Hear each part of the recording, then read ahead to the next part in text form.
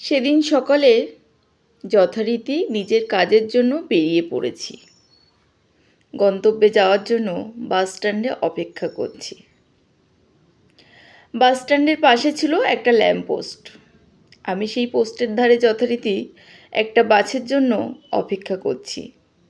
বারবার ঘড়ি দেখছি কখন বাসটি আসবে। হঠাৎই আমার চোখ পড়ল ল্যাম্পপোস্টের গায়ে একটা পোস্টারের উপর। পোস্টারটা হলুদ রঙের, তার উপরে লাল কালার দিয়ে গোটা গোটা করে লেখা আছে, কিছুদিন আগে এখানে আমার একটা 1000 টাকার নোট হারিয়ে গেছে। যদি কেউ পেয়ে থাকেন তাহলে অবশ্যই এই নিচের ঠিকানায় একটু পাঠিয়ে দেবেন, ধন্যবাদ। দেখলাম নিচে একটা ঠিকানা দেওয়া আছে। আমিও কৌতূহলবশত সেই ঠিকানা ধরে এগিয়ে যেতে লাগলাম। তখনই ভুলে গেলাম নিজের গন্তব্যে পৌঁছানোর কথা। খুব জানতে ইচ্ছা করলো।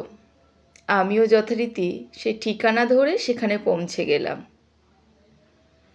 বাড়িটা গিয়ে দেখলাম জরাজীর্ণ, ভাঙা টিনের চাল, দেয়ালগুলো যেন ভেঙে পড়ছে। গেটের মুখে বসে আছে একটা বয়স্ক ভদ্র মহিলা। মনে হয় তিনি চোখে বিশেষ দেখতে পান না, সোজা হয়ে দাঁড়াতেও পারেন না। বার্ধক্যজনিত কারণে মাজা সোজা করে তিনি দাঁড়াতে পারেন না। আমিও বললাম, বাড়িতে কেউ আছেন? আমি ওই পোস্টারটা দেখে আসলাম। আমি একটা 1000 টাকার নোট পেয়েছি, সেটাই ফেরত দিতে আসলাম। বৃদ্ধাটি কম্পিত স্বরায় বলল, বাবা, আমার তো কোনো নোট হারায়নি, তবে এই নিয়ে তুমি 5 জন প্রত্যেকে এসে বলছে আমার নাকি একটা নোট হারিয়ে গেছে। কিন্তু বিশ্বাস করো বাবা, আমার কোনো নোট হারায়নি। আমার 1000 টাকার নোট হারায়নি গো। তবে কেন সবাই এসে দিয়ে যাচ্ছে? আমি তাকে বললাম, আপনার ঠিকানাই তো সেখানে দেওয়া আছে, সেজন্যই আসছে। আমি বৃদ্ধাটির দিকে এক দৃষ্টি তাকিয়ে রইলাম। নিজের চোখের জলকে কন্ট্রোল করতে পারলাম না, চোখ দিয়ে জল পড়তে লাগলো। বৃদ্ধাটি কম্পিত স্বরে বলল, বাবা, আমার 3 কুলে কেউ নেই।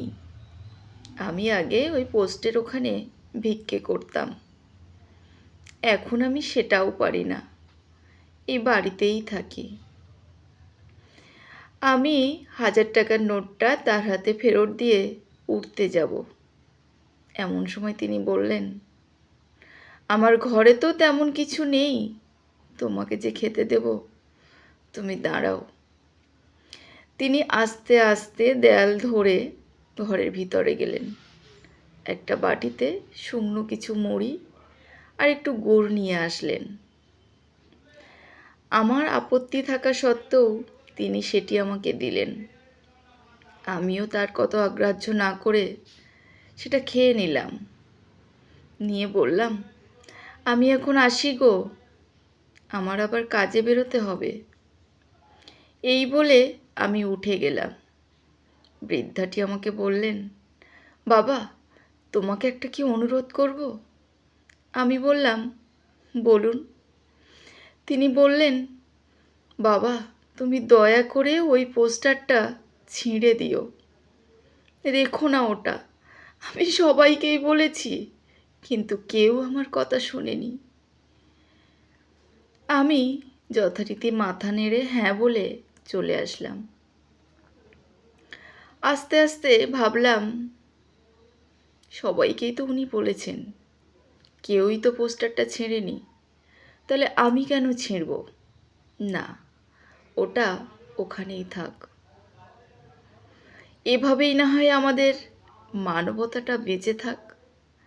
একটা মানুষকে না হয় এভাবেই আমরা সাহায্যের হাত বাড়িয়ে দিই। আমি আবার সেই পোস্টের কাছে এসে দাঁড়ালাম, পোস্টারটার দিকে তাকালাম। ভাবলাম, না, থাক, ওটা যেভাবে আছে সেভাবেই থাক। কিছুক্ষণ দাঁড়ানোর পর আবার এক ভদ্রলোক এসে দাঁড়ালেন। বললেন, আমি কিছুদিন আগে এখানে একটা 1000 টাকার নোট কুড়িয়ে পেয়েছি। এই ঠিকানাটা কোথায় একটু বলে দিতে পারেন?